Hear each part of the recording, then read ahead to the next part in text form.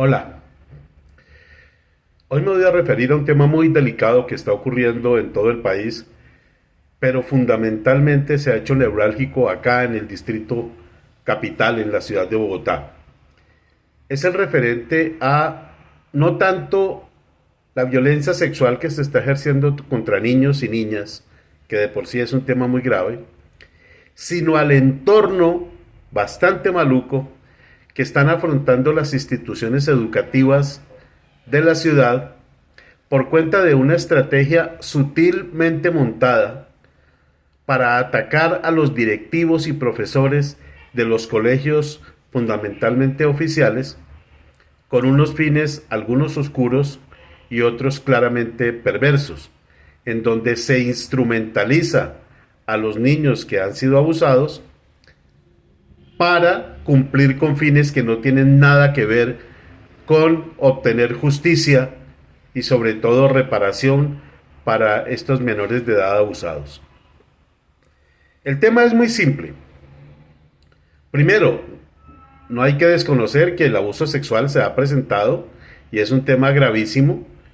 Hay delincuentes sexuales que se camuflan en los colegios para poder abusar. Y es muy difícil detectar, no hay ninguna prueba psicológica en el mundo entero que permita detectar a un pedófilo. Ahí viene la primera irregularidad. Escucha uno a esas hordas de pseudo padres de familia porque nunca sabemos si realmente lo son. Y claro, como hay que proteger identidad tanto de menor como de padres, entonces vemos en los noticieros que difuminada la imagen y la voz maquillada para protegerlos, arrancan estas personas a decir una sarta de cosas terribles. Por ejemplo, que es que los colegios no hacen un control efectivo del profesor. Qué desconocimiento primero de la ley y segundo de la ciencia. La mayoría de profesores entran a los colegios por concurso. El directivo del colegio no tiene ninguna posibilidad de decir si el profesor entra o no entra. Es la Secretaría de Educación la que hace un nombramiento con base en esos concursos. También hay una serie de provisionales que tampoco provee el rector ni la rectora de los colegios. Pero cuando se produce un abuso y es capturado, bien sea presuntamente o porque se le haya comprobado, un profesor, inmediatamente salen a culpar a la rectora o al rector del colegio que porque no tuvo control para haber contratado al profesor. Primero que todo, el profesor va porque ganó un concurso o porque como provisional la secretaría lo envió allá. Y segundo, no existe ninguna prueba científica para poder detectar un pedófilo. Entonces, mire la primera irregularidad, y es que tratan de culpar a la institución educativa por algo que se escapa de sus manos.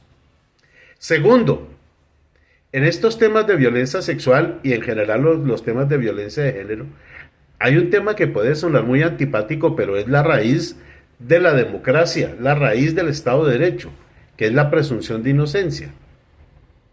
Entonces, cualquier denuncia, solo la denuncia, contra cualquier educador, inmediatamente lo pone en la picota pública como culpable.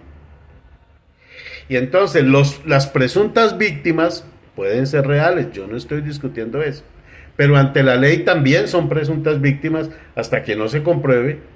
Inmediatamente ya se convierten en jueces en donde no permiten la investigación de la autoridad respectiva, sino que se convierten en falladores, en donde exigen la picota pública no solo para el profesor, sino para el colegio y para el directivo del colegio, rector o rectora.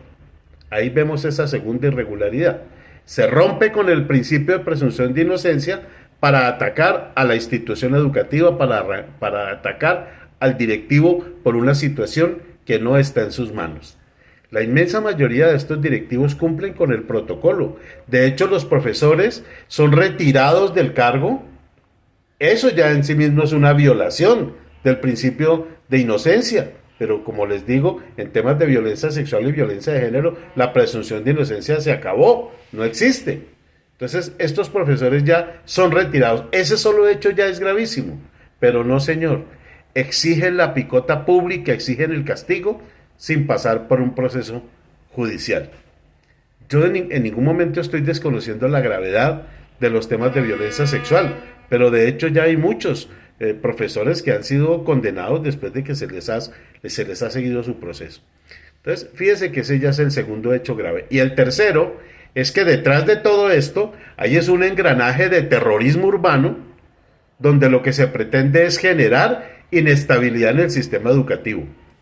Hacen azonadas contra los colegios, invaden los colegios. ¿Ustedes qué creen que hacen cuando invaden los colegios? ¿A qué van? ¿A ejercer justicia? No.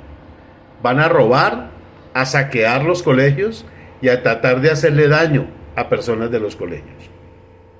Esta tercera irregularidad es gravísima porque además se conoce el caso de una señorita que se autoproclama defensora de los derechos de las mujeres y de los niños y es una pirómana totalmente comprobada en Bogotá que está detrás de las tentativas de incendio de varios colegios en varias localidades de Bogotá con la disculpa que dice que ejercer justicia por propia mano, cuando en realidad no les interesa ningún tipo de justicia, sino generar terror a través de estas acciones demenciales.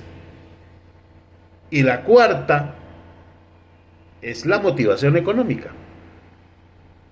Todo esto detrás va es para ver cómo le pueden sacar plata al Estado.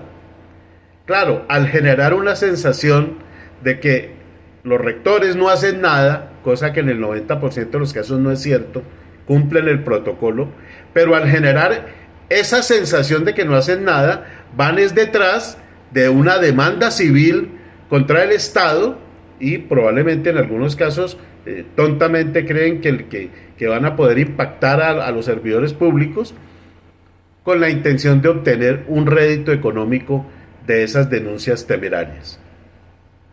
Lo más delicado de todo esto es que el tema central, que es la justicia, es decir, cómo logramos realmente sacar de las calles a un abusador sexual, sea en un colegio o sea en las propias casas, que es en donde más se abusa de los niños, en los hogares. Eso no se va a poder cumplir de esa manera, porque todo ese engranaje de terror que circula alrededor de las instituciones educativas cuando hay una denuncia de presunto abuso, lo único que hace es llenar de incertidumbre